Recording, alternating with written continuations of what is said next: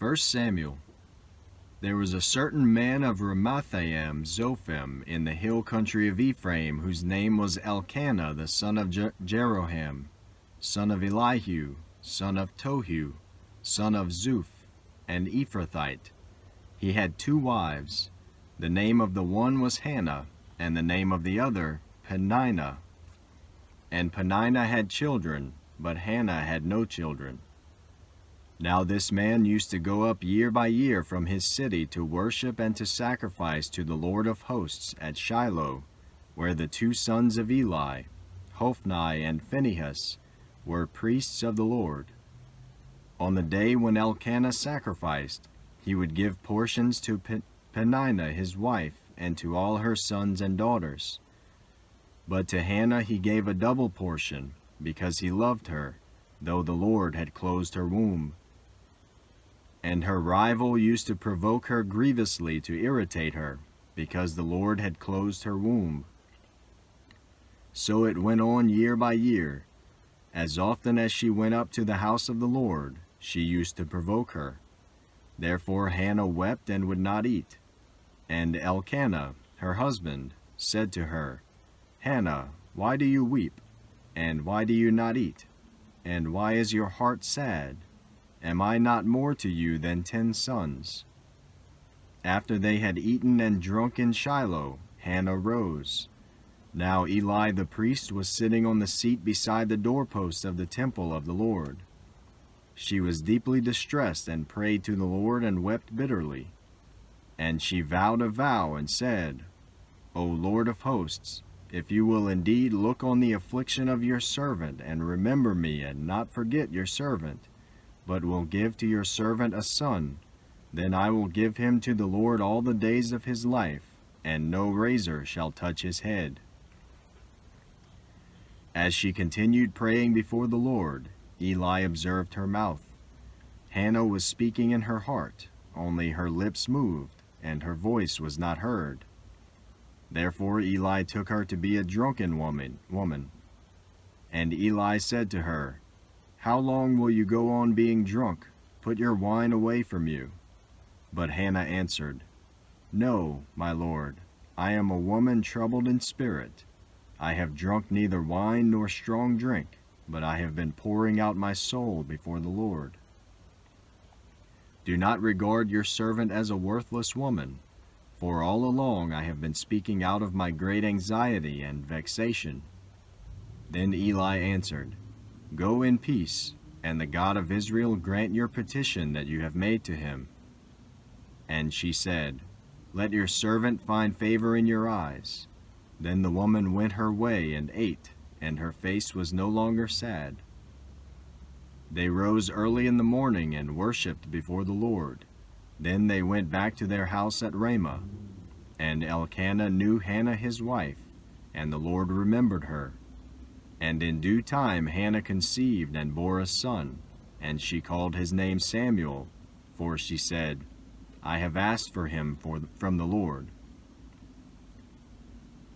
The man Elkanah and all his house went up to offer to the Lord the yearly sacrifice and to pay his vow. But Hannah did not go up, for she said to her husband, As soon as the child is weaned, I will bring him, so that he may appear in the presence of the Lord and dwell there forever. Elkanah her husband said to her, Do what seems best to you. Wait until you have weaned him. Only, may the Lord establish his word. So the woman remained and nursed her son until she weaned him. And when she had weaned him, she took him up with her, along with a 3-year-old bull, an ephah of flour, and a skin of wine, and she brought him to the house of the Lord at Shiloh. And the child was young.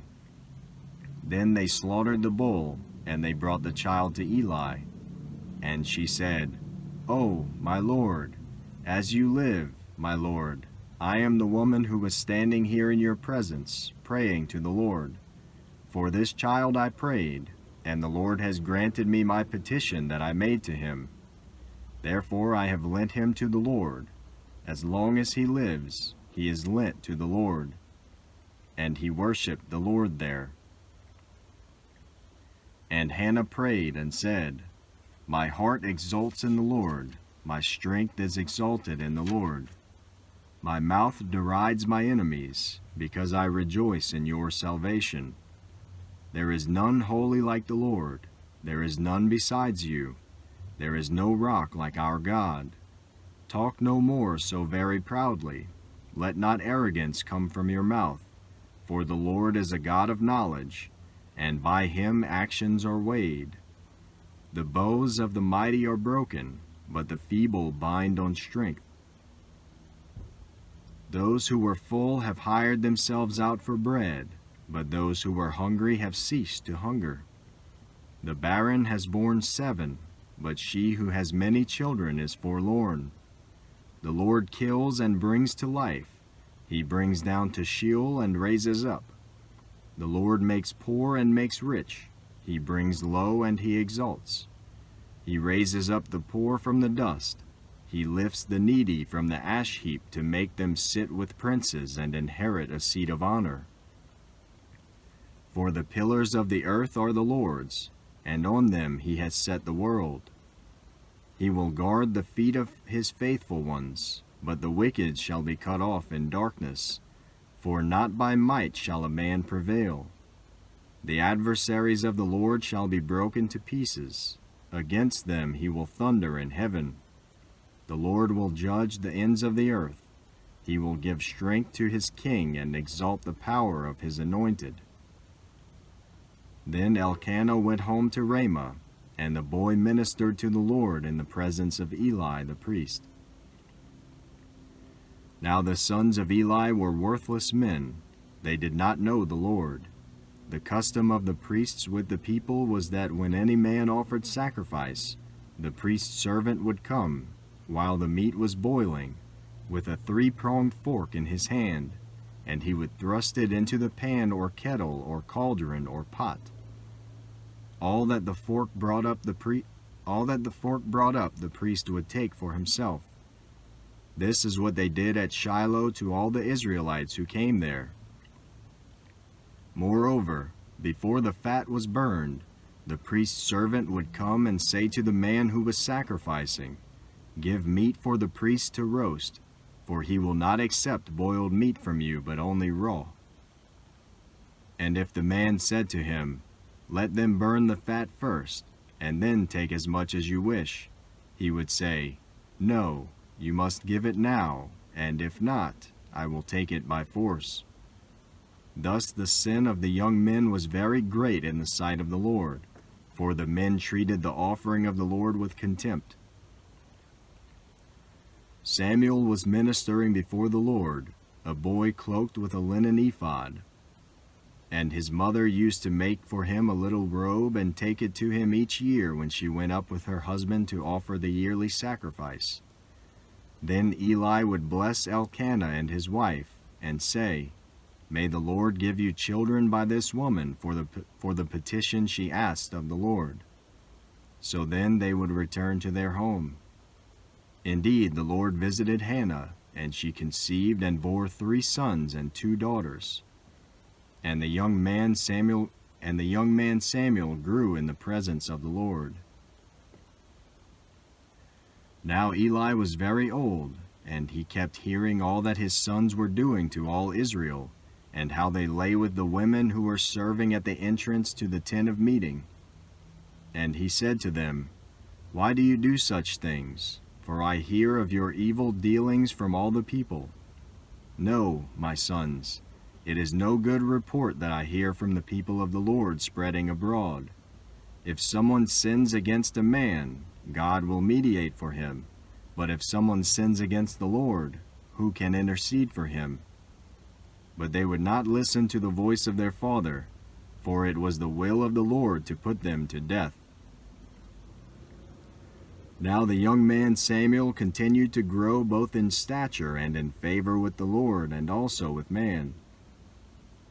And there came a man of God to Eli and said to him, Thus the Lord has said, Did I indeed reveal myself to the house of your father when they were in Egypt, subject to the house of Pharaoh?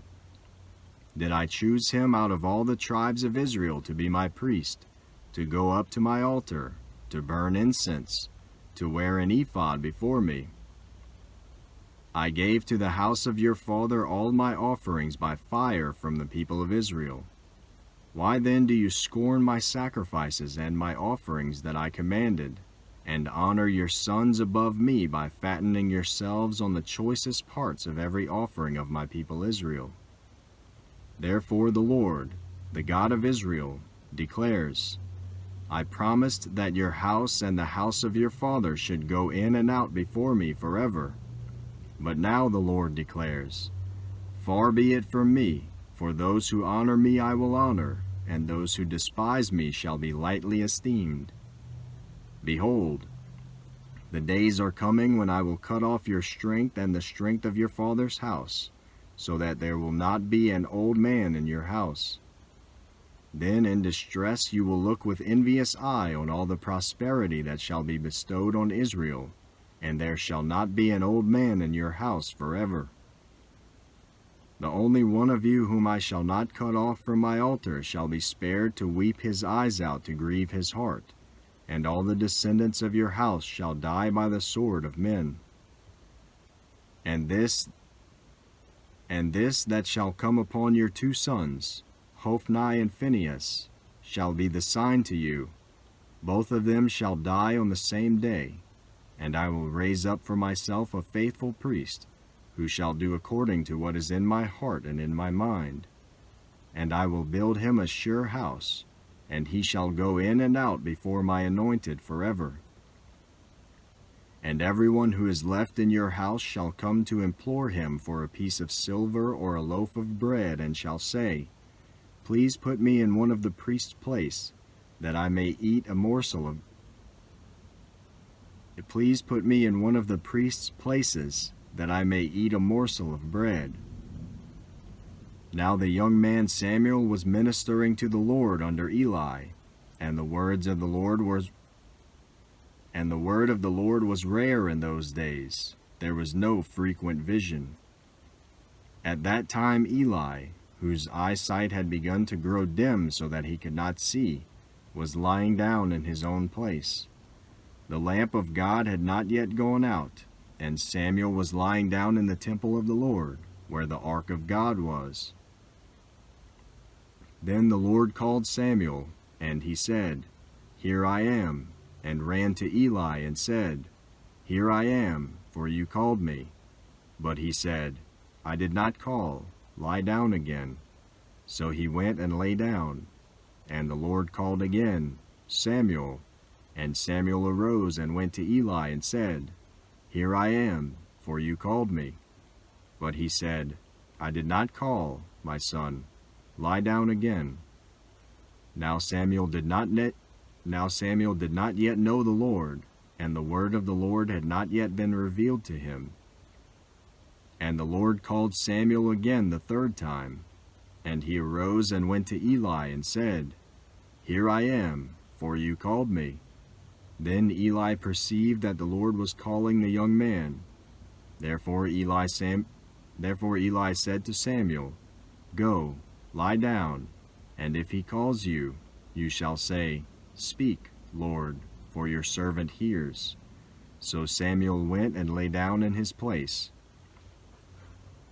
And the Lord came and stood, calling as at other times, Samuel, Samuel. And Samuel said, Speak, for your servant hears. Then the Lord said to Samuel, Behold, I am about to do a thing in Israel at which the two ears of everyone who hears it will tingle. On that day I will fulfill against Eli all that I have spoken concerning his house, from beginning to end.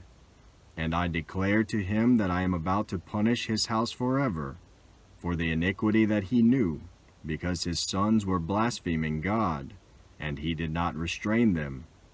Therefore I swear to the house of Eli that the iniquity of Eli's house shall not be atoned for by sacrifice or offering forever.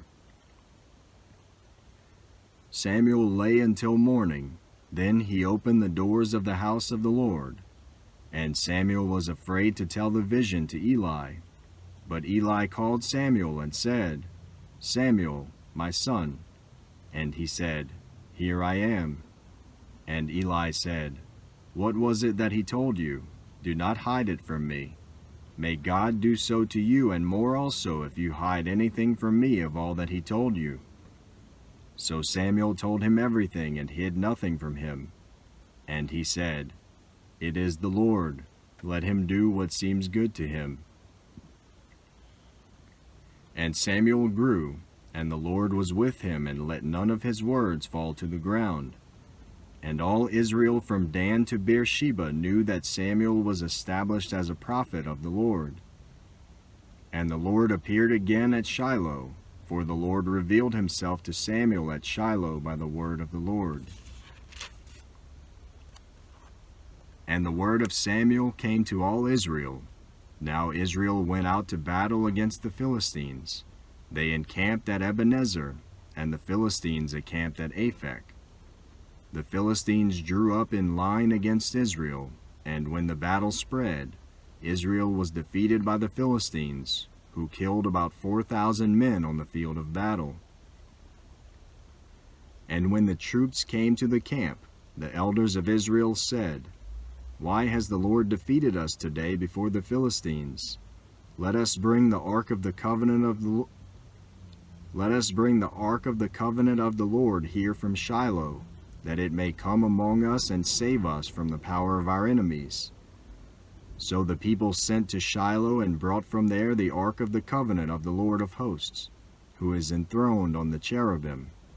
And the two sons of Eli, Hophni and Phinehas, were there with the ark of the covenant of God. As soon as the ark of the covenant of the Lord came into the camp, all Israel gave a mighty shout, so that the earth resounded. And when the Philistines heard the noise of the shouting, they said, What does this great shouting in the camp of the Hebrews mean? And when they learned that the ark of the Lord had come to the camp, the Philistines were afraid, for they said, A god has come into the camp. And they said, Woe to us, for nothing like this has happened before. Woe to us! Who can deliver us from the power of these mighty gods? These are the gods who struck the Egyptians with every sort of plague in the wilderness. Take courage, and be men, O Philistines, lest you become slaves to the Hebrews as they have been to you. Be men and fight. So the Philistines fought, and Israel was defeated, and they fled, every man to his home. And there was a very great slaughter, for there fell of Israel 30,000 foot soldiers. And the ark of God was captured, and the two sons of Eli, Hophni and Phinehas, died. A man of Benjamin ran from the battle line and came to Shiloh the same day, with his clothes torn and with dirt on his head. When he arrived, Eli was sitting on his seat by the road watching, for his heart trembled for the ark of God. And when the man came into the city and told the news, all the city cried out. When Eli heard the sound of the outcry, he said, What is this uproar? Then the man hurried and came and told Eli. Now Eli was 98 years old, and his eyes were set so that he could not see. And the man said to Eli, I am he who has come from the battle. I fled from the battle today. And he said, How did it go, my son? He who brought the news answered and said, Israel has fled before the Philistines, and there has also been a great defeat among the people. Your two sons, Hophni and Phinehas, are dead, and the ark of God has been captured.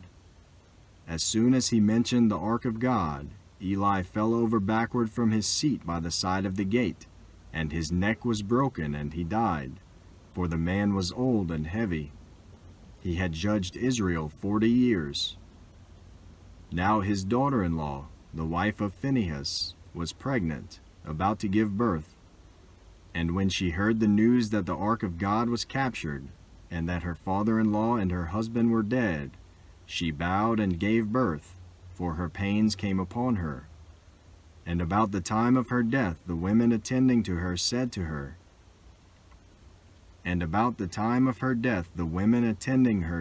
her, Do not be afraid, for you have borne a son. But she did not answer or pay attention, and she named the child Ichabod, saying, The glory has departed from Israel, because the ark of God had been captured, and because of her father-in-law and her husband.